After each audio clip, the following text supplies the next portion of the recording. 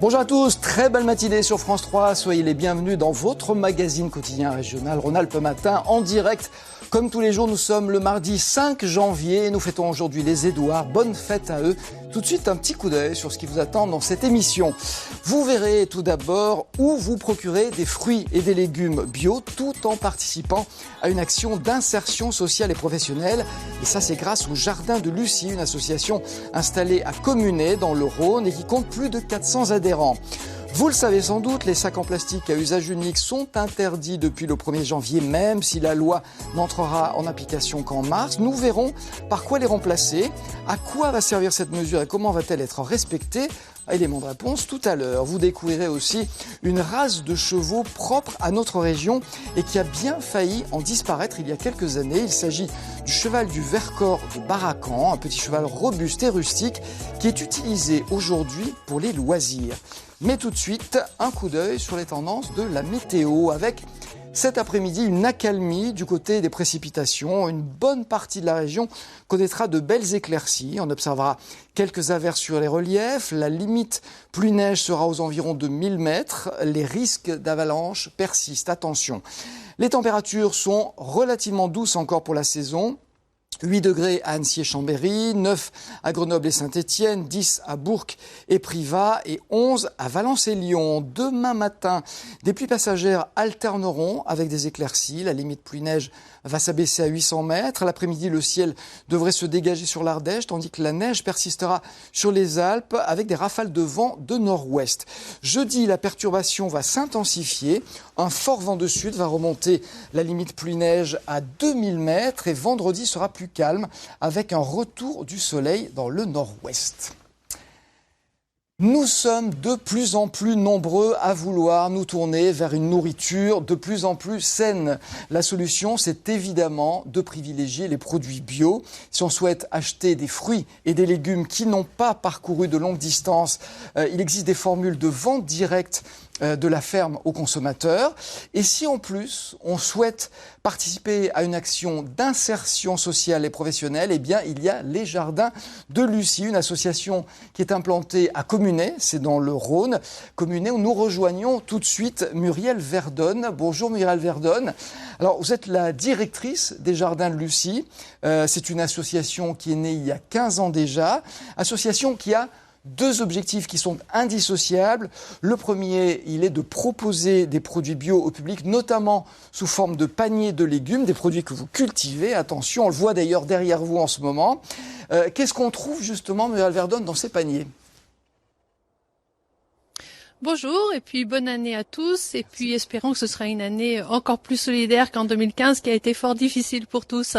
Alors dans les paniers aujourd'hui on trouve chez nous avons deux formules, des petits paniers et des grands paniers.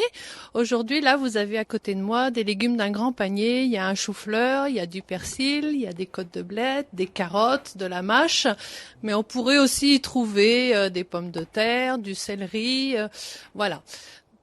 Donc ces petits paniers, ce grand panier coûte 14,20 € chaque semaine et un petit panier coûte 8,40 €, sachant que nous livrons essentiellement sous forme d'abonnement à 48 paniers pour 48 semaines de l'année. Oui. Alors qu'est-ce qu'on cultive derrière vous ? Je vois une jeune fille qui est en plein travail. Voilà, ce sont des salariés qui sont en train de biner dans les pois gourmands. Les pois gourmands, c'est quelque chose d'extrêmement bon qu'on apprécie beaucoup au début du printemps. Ça nous amène un peu de fraîcheur après l'hiver où on mange beaucoup de légumes racines. Il se trouve qu'aujourd'hui, ils ont pris beaucoup d'avance. Les pois gourmands, normalement, ils devraient être tout petits, ils devraient avoir 3-4 cm, mais avec la météo qui est en train de changer, il va falloir s'adapter à ça aussi. Ah oui, effectivement. Alors on reparlera dans un instant des salariés. Je veux dire qu'il n'y a pas seulement des paniers que vous proposez donc au public, vous proposez aussi des produits cuisinés. Voilà, on a monté une activité depuis maintenant 1 mois et demi qui est de la transformation de légumes en bocaux. Il s'agit de s'adresser soit à nos surplus de production à nous, soit pour des agriculteurs bio environnants qui veulent faire transformer leur surplus Donc en ce moment, on fait essentiellement des cardons, de la courge, de la choucroute aussi. Donc ce sont des produits qui vont être mis sous bocaux, ou bien la choucroute, c'est un mode de conservation un peu différent. Et ça permet aux agriculteurs de proposer dans leur panier, parce que beaucoup d'agriculteurs font aussi des paniers, de proposer ces produits ou alors de les mettre à la vente en direct. Voilà, et pour compléter justement ce que vous proposez aux consommateurs, moi j'aime pas bien ce mot et je sais que vous êtes plutôt dans le sens des consommateurs, vous êtes présent aussi dans des magasins bio et vous avez un espace de vente sur place d'ailleurs chez vous à Communet. Alors en plus, on vend une partie de notre production en demi-gros auprès de magasins notamment Biocoop et puis certains restaurateurs ou des plateformes de distribution. Et puis tous les vendredis après-midi, quand les adhérents viennent chercher leur panier, on leur propose un petit marché où on met aussi des produits complémentaires comme des fruits. On travaille en direct avec un boulanger, avec une productrice de poulet, de fromage. On a aussi Artisan du Monde qui vient vendre des produits d'épicerie. Et puis après, un peu plus épisodiquement, on a une personne qui vend de l'huile d'olive par un système de coopérative avec la Crète. Voilà, plein de choses différentes. On essaye de rendre ce service aux adhérents. Effectivement, c'est un service, c'est-à-dire qu'il y a un plus, des produits complémentaires à ceux que vous faites vous-même pour que justement ils se déplacent pour avoir une offre plus importante. Vous l'avez dit, ce sont des adhérents plus que des clients. Je crois qu'il y en a 450 à peu près. On a 480 familles qui sont adhérentes des Jardins de Lucie, dont 350 qui prennent des paniers régulièrement. Les autres sont là soit pour juste un soutien par solidarité, ou bien ils peuvent aussi venir chercher des légumes au petit marché le vendredi après-midi. On a énormément de bénévoles qui sont très actifs. Oui. Alors, ce sont des adhérents qui sont engagés. Pardonnez-moi, là on a un petit décalage de son, excusez-nous, on se marche un petit peu sur les pieds. En fait, je veux dire, ce sont des adhérents qui sont engagés quand même dans votre cause, parce que le second volet de vos activités, c'est bien l'insertion professionnelle. En fait, vous fournissez du travail à des personnes en difficulté, on peut le dire comme ça. Voilà, c'est ça, ce sont des personnes qui ont accès à des contrats aidés, donc des personnes qui ont eu des accidents de la vie, ça peut être de toutes sortes, et qui à un moment donné arrivent à reprendre pied un petit peu et à venir travailler chez nous. Ils ont des contrats qui peuvent être de 7 mois à 24 mois maximum. Ce sont des contrats sur un nombre d'heures entre 24 et 30 heures par semaine, ce qui leur laisse un peu le temps pour faire d'autres démarches à côté. Et l'idée, c'est de leur faire reprendre pied, reprendre confiance, valoriser leurs compétences pour après trouver soit un autre travail, soit une formation. Alors, ce sont des gens qui ne sont pas destinés à devenir maraîchers, mais qui sont... c'est une reprise à l'emploi. Donc, arriver à se lever le matin, s'organiser pour faire garder ses enfants, prendre le bus pour venir jusqu'ici... Effectivement, ça leur permet, comme vous l'avez dit, de reprendre pied. C'est une remise en selle. Est-ce que c'est un succès dans 100% des cas où il y a quelques difficultés quand même si ce que vous leur offrez, effectivement, est une opportunité qui ne se présente pas souvent ? J'ai pas compris ce que vous disiez, excusez-moi, voilà. J'ai mal entendu. Voilà, on a un petit souci de son. Donc, je disais que ces personnes, vous leur donnez des moyens de reprendre pied. Est-ce que c'est chaque fois une réussite ou c'est parfois un petit peu difficile, sachant que c'est quand même une chance que vous leur offrez ? Alors, ça peut être très difficile, ça peut être une très grande réussite. On a à peu près 50% des personnes qui arrivent à retrouver quelque chose de plus stable derrière. Ensuite, on a à peu près 30% des gens qui ont besoin encore de temps, soit dans une autre association d'insertion, soit sur des formations non qualifiantes pour arriver à leur fin. Et puis, on a un certain nombre, le reste qui, en fait, ont passé du temps à régler des problèmes sociaux et qui, du coup, seront plus dans une démarche plus tard pour de l'insertion professionnelle. Ouais. Ce qu'on remarque, c'est que notre activité est très valorisante et leur permet en tout cas de reprendre pied avec...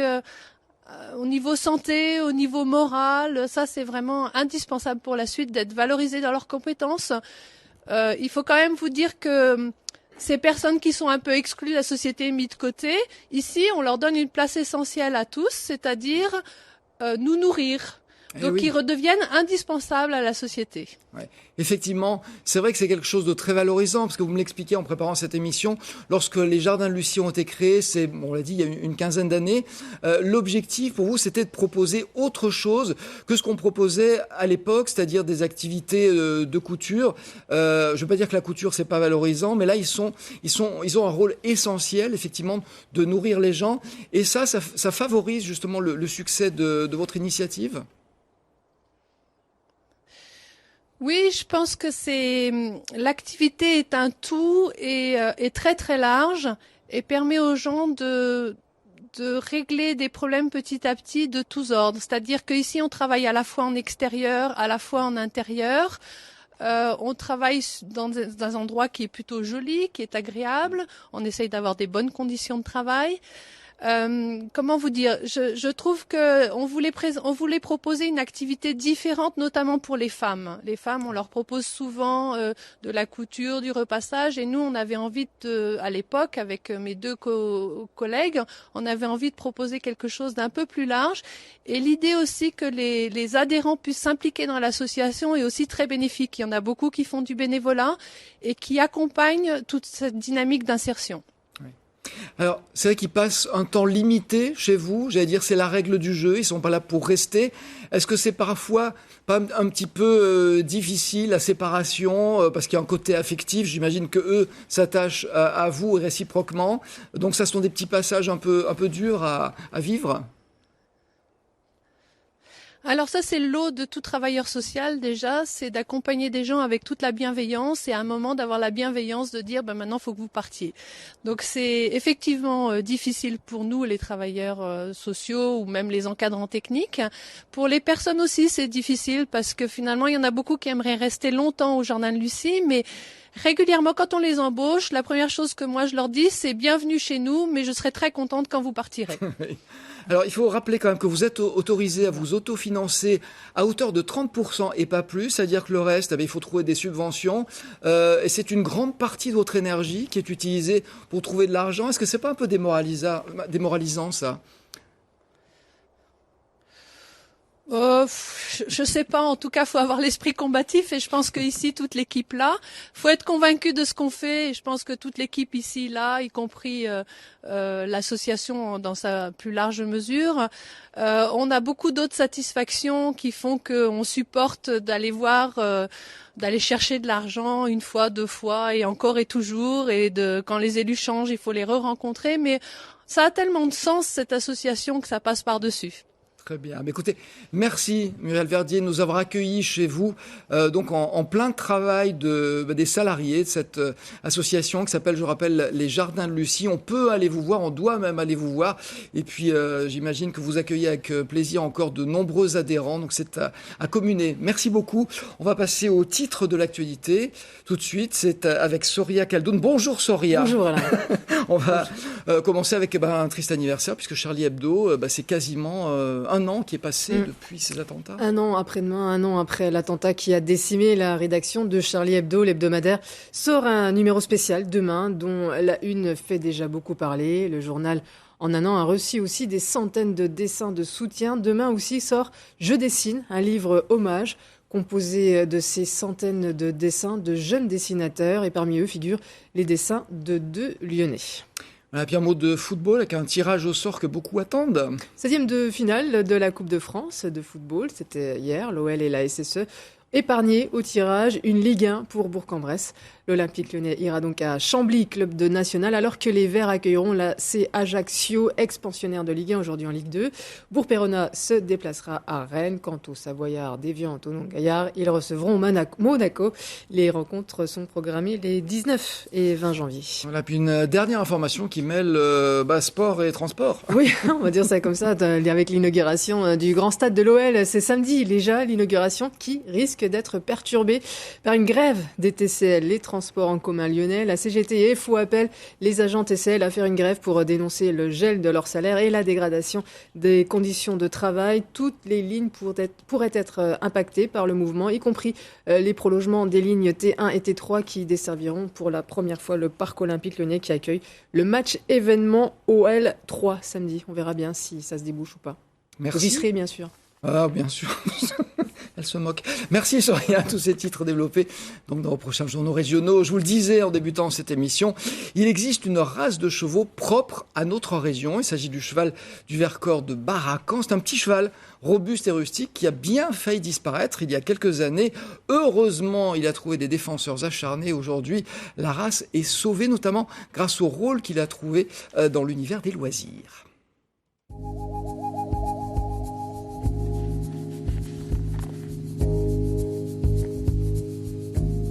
Voilà les chevaux du Vercors de Baracan, donc forgés par le territoire du Vercors. Viens, viens! Rustique, taillé pour résister, c'est ici, au milieu des montagnes, que le cheval du Vercors s'est bâti un physique bien particulier et une identité. Ils sont B. B, c'est marron, avec les extrémités foncées. Donc crin et bas des membres noirs. Pas trop grand, des membres bien bâtis, du crin ondulé, donc bien fourni en crin. Et c'est ces caractéristiques qui vont faire que le cheval sait se défendre s'il pleut. C'est une vraie protection contre la pluie. Hein, donc même chose sur les membres, là, les fanons qui sont bien chargés en poils. Là, tout le pied est bien recouvert de poils. Donc même dans la neige, ils n'ont pas de crevasse. Incontournable dans les exploitations agricoles dès le début du XXe siècle, l'animal, robuste, a pourtant bel et bien failli disparaître du paysage. Par le passé, c'était un cheval à tout faire. Il permettait, sur une petite exploitation de polyculture-élevage, de herser les vignes, de labourer pour faire les patates, d'aller à la messe le dimanche.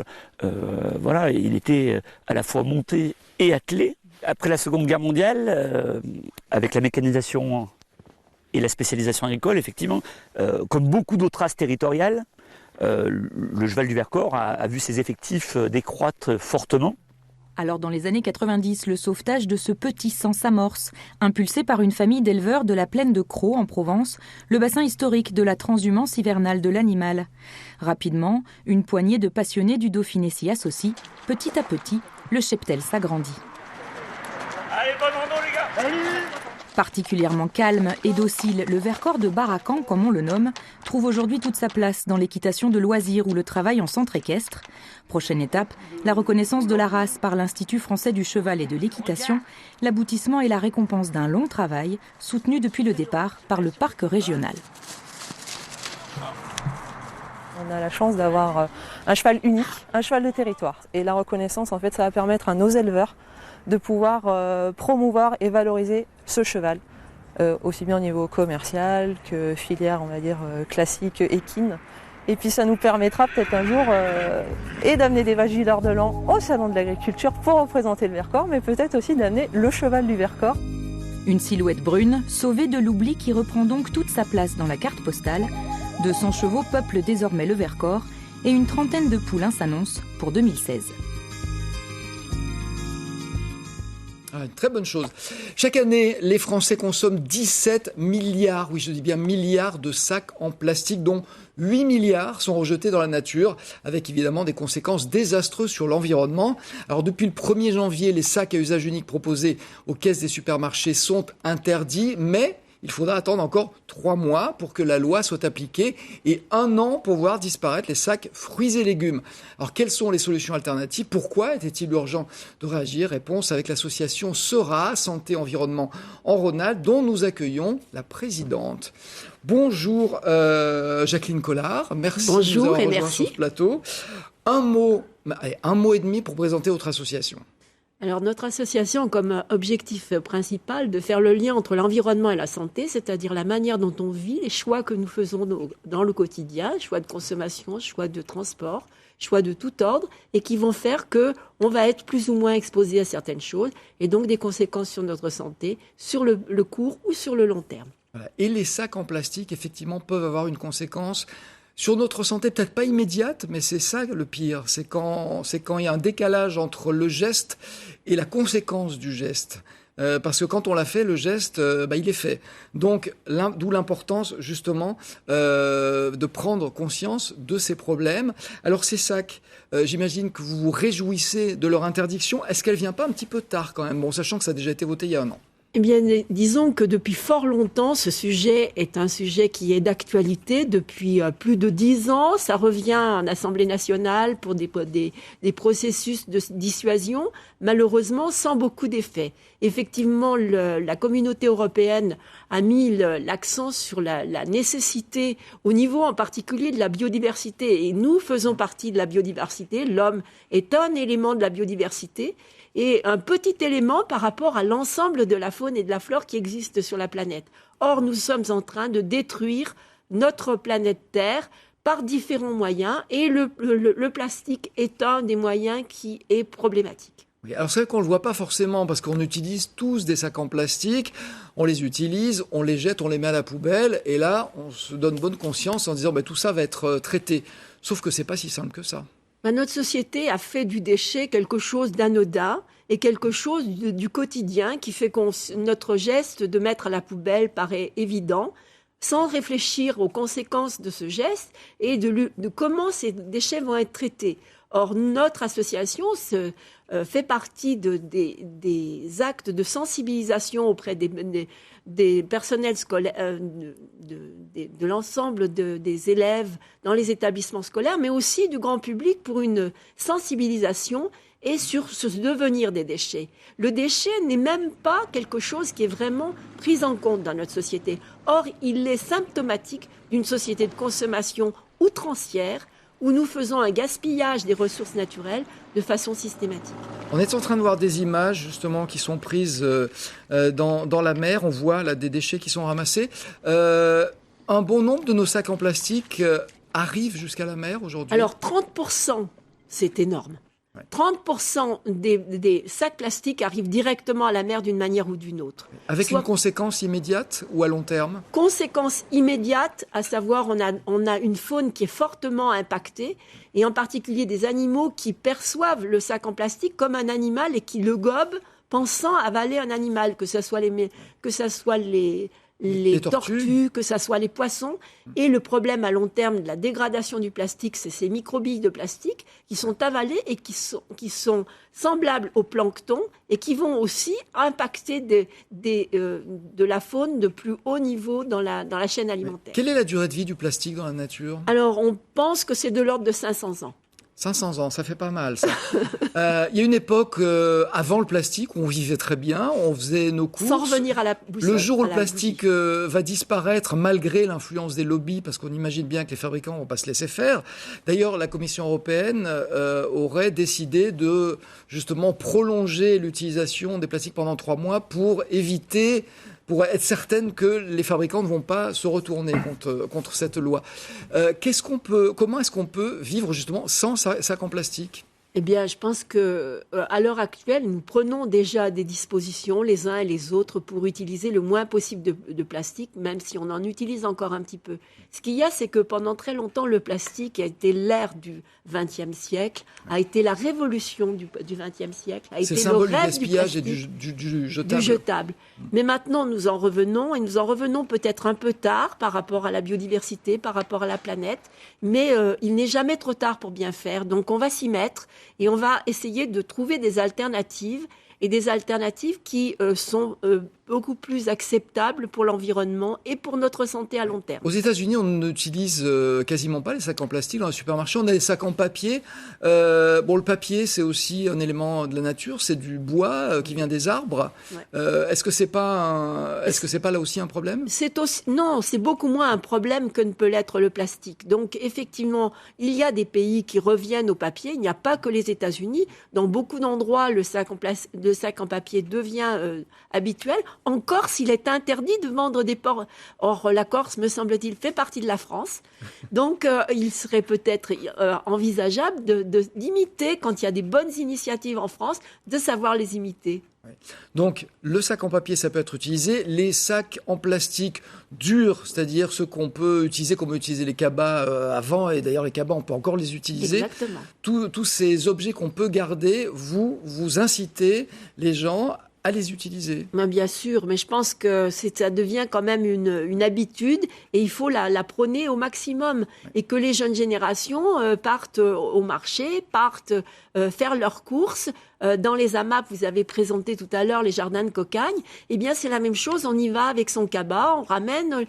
On n'a pas besoin de contenants particuliers. Et les contenants plastiques sont quand même problématiques au niveau sanitaire, puisque beaucoup de produits qui les composent sont cancérigènes. Ça dégage des phtalates, c'est ça? Il n'y a pas que les phtalates. Il y a le BPA dont on a beaucoup entendu parler à propos des biberons, mais pas que. Et même les bouteilles en plastique PET, PEHT sont des bouteilles qui relarguent des composés du plastique à l'intérieur de l'eau. Donc, si vous voulez, on n'est pas dans une phase où on peut dire qu'on ne sait pas. Oui. On ne le savait peut-être pas avant, mais maintenant on sait. Et vous savez de quoi vous parlez parce que vous êtes chimiste, je crois, de formation. Voilà. Donc là, on a affaire à une spécialiste. Un dernier mot, le fait de prolonger d'un an l'utilisation des sacs en plastique pour les fruits et légumes, ça vous paraît une aberration? Pourquoi ? C'est un peu ridicule. On sait très bien, et d'ailleurs, sur les marchés, vous avez déjà beaucoup de gens qui vous proposent des sacs en papier. Et le sac en papier permet une meilleure conservation du fruit ou légume parce qu'il n'est pas dans un environnement... Il n'est pas étanche. Voilà, étanche et fermé, qui fait que l'oxydation se fait dans de mauvaises conditions et va faire pourrir plus rapidement le produit qui est à l'intérieur. Donc, optez pour les sacs en papier. Très bien, merci beaucoup Jacqueline Collard. Mais vous allez revenir parce qu'il faut aussi qu'on parle des sacs en plastique qu'on utilise pour les poubelles. Mais ça, c'est un autre débat. En même temps, c'est le même. Merci infiniment. Avant de nous quitter, le coup de cœur du jour pour un beau ténébreux de Julien Gracq. L'histoire d'un petit groupe d'oisifs en vacances en Bretagne dont le séjour va être bouleversé par l'arrivée d'un couple énigmatique. Cette adaptation signée du metteur en scène Mathieu Cruciani est présentée à la Comédie de Saint-Étienne. C'est jusqu'au 9 janvier et ce sera ensuite en tournée, notamment à Lyon en mars. Voilà, c'est la fin de cette émission. Pas d'émission demain, vous le savez, comme tous les mercredis, mais on se retrouve avec grand plaisir, en tout cas jeudi. Passez une très belle journée sur France 3. Je vous laisse en compagnie de Vincent Ferniaud et de l'équipe de Midi en France. Au revoir.